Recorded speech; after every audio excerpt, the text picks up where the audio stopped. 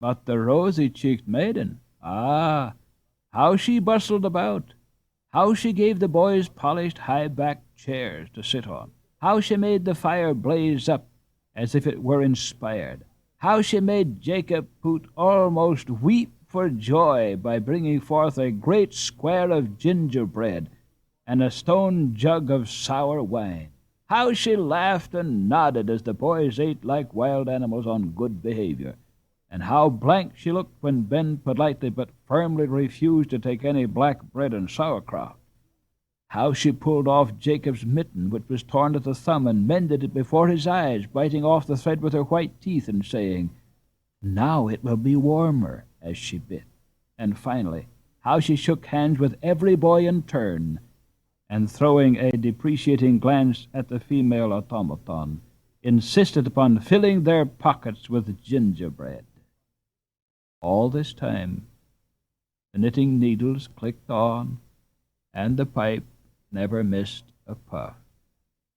When the boys were fairly on their way again, they came in sight of Schwanenberg Castle, with its massive stone front and its gateway tower, each surmounted with a sculptured swan. "Half wake, boys," said Peter. "Off with your skates." "You see," explained Lambert to his companion, "the Y and the Harlem Lake meeting here make it rather troublesome. The river is 5 feet higher than the land, so we must have everything strong in the way of dikes and sluice gates, or there would be wet work at once. The sluice arrangements here are supposed to be something extra. We will walk over them, and you will see enough to make you open your eyes. The spring water of the lake, they say, has the most wonderful bleaching powers of the world. All the great Harlem bleacheries use it. I can't say much on that subject, but I can tell you one thing from personal experience." "What is that?" "Why, the lake is full of the biggest eels you ever saw. I've caught them here often, perfectly prodigious. I tell you, there's sometimes a match for a fellow. They'd almost wriggle your arm from the socket if you were not on guard. But you're not interested in eels, I perceive. The castle's a big affair, isn't it?" "Yes. What do these swans mean? Anything?" asked Ben, looking up at the stone gate towers. "The swan is held almost in reverence by us Hollanders. These give the building its name, Schwanenberg, Swan Castle. That's all I know.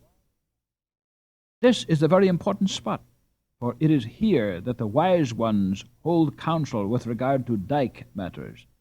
The castle was once the residence of the celebrated Christian Brunens." "Oh, what about him?" "Peter could tell you better than I," said Lambert, "if you could only understand each other, or were not such cowards about leaving your mother tongue. But I've often heard my grandfather speak of Brunens. He is never tired of telling us of the great engineer, how good he was, and how learned, how when he died the whole country seemed to mourn as for a friend. He belonged to a great many learned societies, and was at the head of the State Department entrusted with the care of the dikes and other defenses against the sea. There's no counting the improvements he made in dikes and sluices and water mills and all that kind of thing. We Hollanders, you know, consider our great engineers as the highest public benefactors. Brunings died years ago. They've a monument to his memory in the cathedral at Haarlem. I've seen his portrait, and I can tell you, Ben, he was right noble looking. No wonder the castle looks so stiff and proud. It's something to have given shelter to such a man." And Ben said, "Yes, indeed. I wonder, Van Monen, whether you or I will ever give any old building a right to feel proud. Hi-ho! There's a great deal to be done yet in this world, and some of us, who are boys now, will have to do it. Look to your shoelaces, Van. It's unfastened." It was nearly 1 o'clock when Captain Van Holp and his command entered the grand old city of Haarlem. They had skated nearly 17 miles since morning, and were still as fresh as young eagles. From the youngest, Ludwig von Holp, who was just 14, to the eldest, no less personage than the captain himself, a veteran of 17, there was but one opinion. This was the greatest frolic of their lives. To be sure, Jacob Poot had become rather short of breath during the last mile or two, and perhaps he felt ready for another nap. But there was enough jollity in him yet for a dozen. Even Karl Schummel, who had become very intimate with Ludwig during the excursion, forgot to be ill-natured. As for Peter, he was the happiest of the happy, and had sung and whistled so joyously while skating that the steadiest passers-by had smiled as they listened. "Come, boys, it's nearly tiffin hour," he said, as they neared a coffee-house on the main street. "We must have something more solid than the pretty maiden's gingerbread." And the captain plunged his hands into his pockets as if to say, "There's money enough here to feed an army." "Hello!" cried Lambert. "What ails the man?" Peter, pale and staring, was clapping his hands upon his breast and sides. He looked like somebody about to go crazy. "He's sick!" cried Ben. "No, he's lost something," said Karl. Peter only gasped. "The pocketbook with all our money in it. It's gone." But for an instant all were too much startled to speak. Karl at last came out with a gruff, "No sense in letting one fellow have all the money. I said so from the first. Look in your other pocket." "I did. It isn't there." "Open your under jacket." Peter obeyed mechanically. He even took off his hat and looked into it, and thrust his hand desperately into every pocket. "It's gone, boys," he said at last in a hopeless tone. "No tiffin for us, nor dinner either. What's to be done? We can't get on without money. If we were in Amsterdam, I could get as much as we want, but there's not a man in Haarlem from whom I can borrow a stiver. Don't one of you know anybody here who would lend us a few guilders?" Each boy looked into 5 blank faces, and something like a smile passed around the circle, but it got sadly knotted up when it reached Karl. "That wouldn't do," he said crossly. "I know some people here, rich ones too, but father would flog me soundly if I borrowed a cent from anyone. He has 'An honest man need not borrow' written over the gateway of his summer house." "Humph," responded Peter, not particularly admiring the sentiment just at that moment. The boys grew desperately hungry at once. "It was my fault," said Jacob, in a penitent tone to Ben. "I said first, better all de boys put their purse into Van Holp's monish." "Nonsense, Jacob. You did it all for the best." Ben said this with such a sprightly tone that the 2 Van Holps and Karl felt sure he had proposed a plan that would relieve the party at once. What? Tell us, Van Moonen," they cried. "He says it's not Jacob's fault that the money is lost, that he did it for the best when he proposed that Van Holp could put all of our money into his purse." "Is that all?" said Ludwig dismally. "He need not have made such a fuss in just saying that." "How much money have we lost?" "Don't you remember?" said Peter. "We each put in exactly 10 guilders. The purse had 60 guilders in it. I'm the stupidest fellow in the world. Little Schimmelpennig would have made you a better captain. I could pummel myself for bringing such a disappointment upon you." "Do it, then," growled Karl. "Pooh," he added. "We all know it was an accident, but that doesn't help matters. We must have money, Van Holp, even if you have to sell your wonderful watch." "Sell my mother's birthday present? Never. I will sell my coat, my hat, anything but my watch." "Come," said Jacob pleasantly. "We are making too much of this affair. We can go home and start again in a day or two." "You may be able to get another 10 guilder piece," said Carl, "but the rest of us will not find it so easy. If we go home, we stay home, you may depend." Our captain, whose good nature had not forsaken him for a moment, grew indignant. "Do you think I will let you suffer for my carelessness?" he exclaimed. "I have 3 times 60 guilders in my strong box at home." "Oh, I beg your pardon," said Carl hastily, adding in a surly tone, "Well, I see no better way than to go back hungry." "I see a better plan than that," said the captain. "What is it?" cried all the boys. "Why, to make the best of a bad business and go back pleasantly, like men," said Peter, looking so gallant and handsome, as he turned his frank face and clear blue eyes upon them, that they caught his spirit. "Ho for the captain!" they shouted. "Now, boys, we may as well make up our minds there's no place like Broek, after all, and that we mean to be there in 2 hours. Is that agreed to?" "Agreed!" cried all, as they ran to the canal. "On with your skates! Are you ready? Here, Jacob, let me help you. Now, 1, 2, 3, start!" And the boys' faces that left Haarlem at that signal were nearly as bright as those that had entered it with Captain Peter half an hour before. "Donder and Blixen!" cried Carl angrily, before the party had skated 20 yards from the city gate. "If here isn't that wooden skate ragamuffin in the patched leather breeches. That fellow is everywhere, confound him.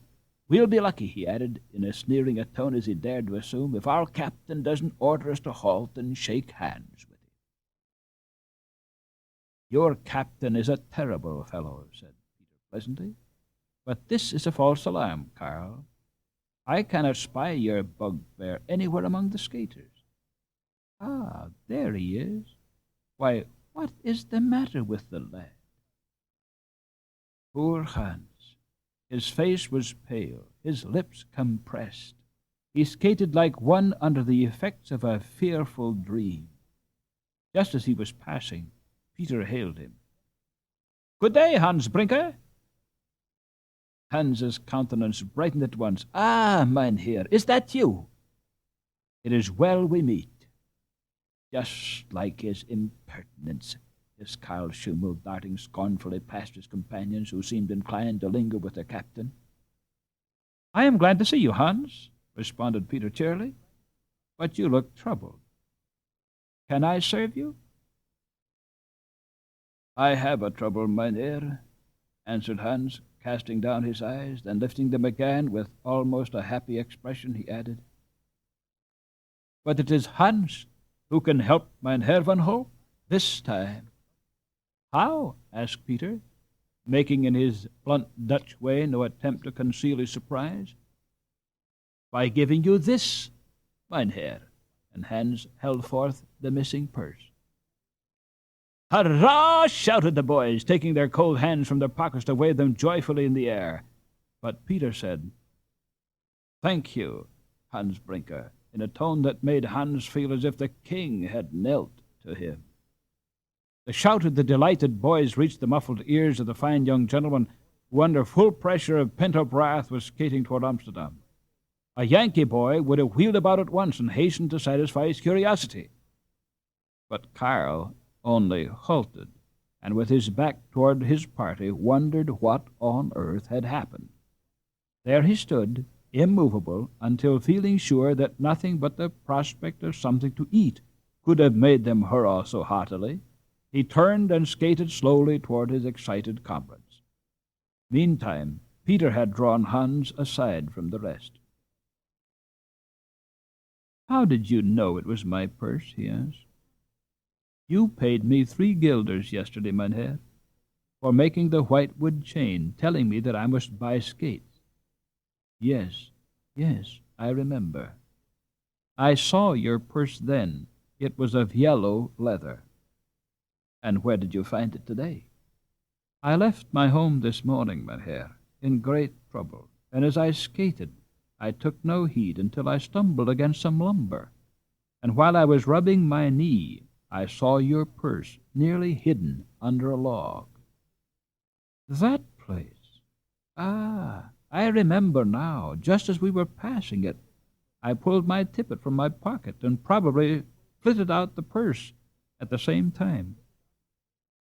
It would have been gone but for you, Hans. Here, pouring out the contents, you must give us the pleasure of dividing the money with you. No, mynheer, answered Hans. He spoke quietly, without pretense, without grace of manner, but Peter somehow felt rebuked, and put the silver back without a word. I like that boy, rich or poor, he thought to himself, and then added aloud, May I ask about this trouble of yours, Hans? Ah, mynheer, it is a sad case. But I've waited here too long. I'm going to Leiden to see the great Dr. Boykman. Dr. Boykman? Exclaimed Peter in astonishment. Yes, mynheer. I've not a moment to lose. Good day. Stay. I am going that way. Come, my lads. Shall we return to Haarlem? Yes, cried the boys eagerly, and off they started. Now, said Peter, drawing near Hans, both skimming the ice so easily and lightly that they skated on together, and they scarcely were conscious of moving, we are going to stop at Leiden, and if you are going there only with a message to Dr. Boykman, cannot I do the errand for you? The boys may be too tired to skate so far today, but I will promise to see him early tomorrow if he is to be found in the city. Ah, mynheer, that would be serving me indeed. It is not the distance I dread, but leaving my mother so long. Is she ill? No, mynheer, it is the father. You may have heard it, how he has been without wit for many a year, ever since the great Schlossen mill was built. But his body has been well and strong. Last night the mother knelt upon the hearth to blow the peat. It is his only delight to sit and watch the live embers, and she will blow them into a blaze every hour of the day to please him. Before she could stir, he sprang upon her like a giant and held her close to the fire, all the time laughing and shaking his head. I was on the canal, but I heard the mother scream and ran to her. The father had never loosened his hold, and her gown was smoking. I tried to deaden the fire, but with one hand he pushed me off. There was no water in the cottage, or I could have done better. And all the time he laughed, such a terrible laugh, mynheer, hardly a sound, but all in his face. I tried to pull her away, but that only made it worse. Then it was dreadful.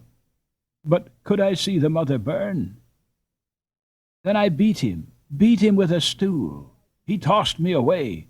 The gown was on fire. I would put it out. I can't remember well after that. I found myself upon the floor, and the mother was praying. It seemed to me that she was in a blaze, and all the while I could hear that laugh. My sister Gretel screamed out that he was holding the mother too close to the very coals. I could not tell. Gretel flew to the closet and filled the porringer with the food he liked and put it upon the floor. Then, mynheer, he left the mother and crawled to it like a little child. She was not burnt, only a part of her clothing. Ah, how kind she was to him all night, watching and tending him. He slept in a high fever, with his hand pressed to his head. The mother says he has done that so much of late, as though he felt pain there. Ah, mynheer, I did not mean to tell you.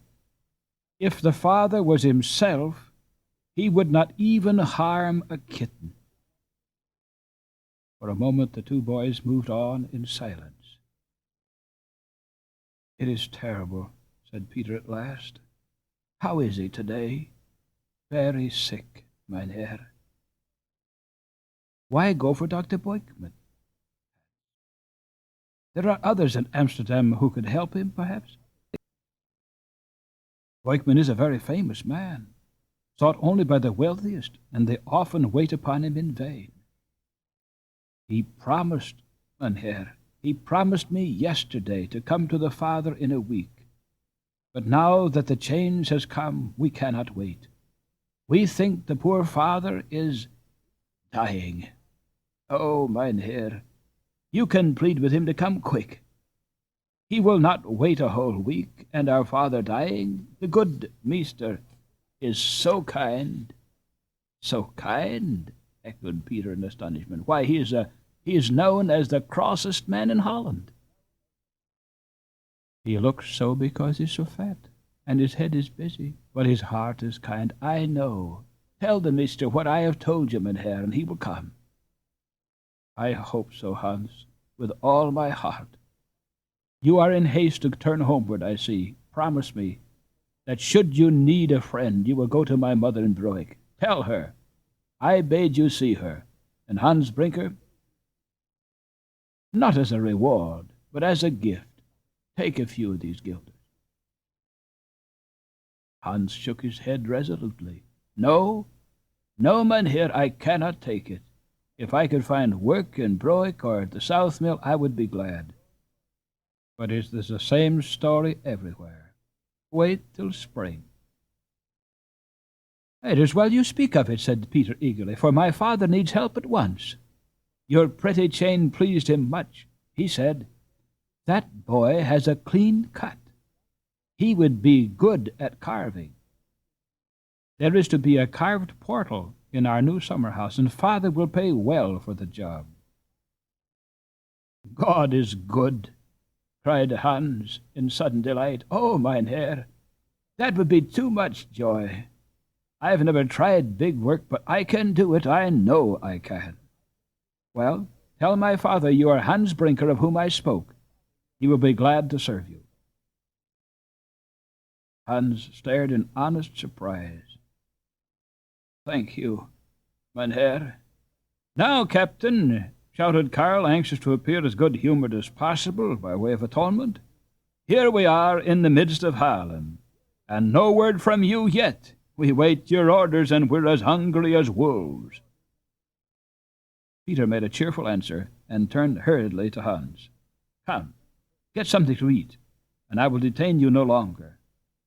But a quick, wistful look Hans threw upon him. Peter wondered that he had not noticed before that the poor boy was hungry. Ah, mynheer, even now the mother may need me, the father may be worse. I must not wait. May God care for you. And nodding hastily, Hans turned his face homeward and was gone. Come, boys, said Peter.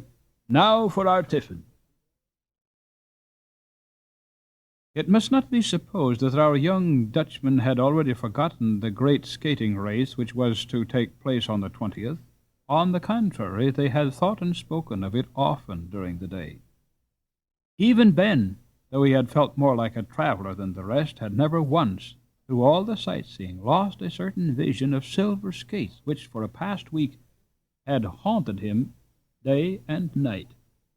Like a true John Bull, as Jacob had called him, he never doubted that his English fleetness, English strength, English everything, could at any time enable him on the ice to put all Holland to shame, and the rest of the world too, for that matter.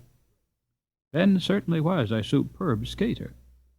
He had enjoyed not half the opportunities for practicing that had fallen to his new comrades, but he had improved his share to the utmost, and was besides so strong of frame and so supple of limb, in short, such a tight, trim, quick, graceful fellow in every way, that he had taken to skating as naturally as a chamois to leaping, or an eagle to soaring. Only to the very heavy heart of poor Hans had the vision of the silver skates failed to appear during that starry winter night and brighter sunlit day.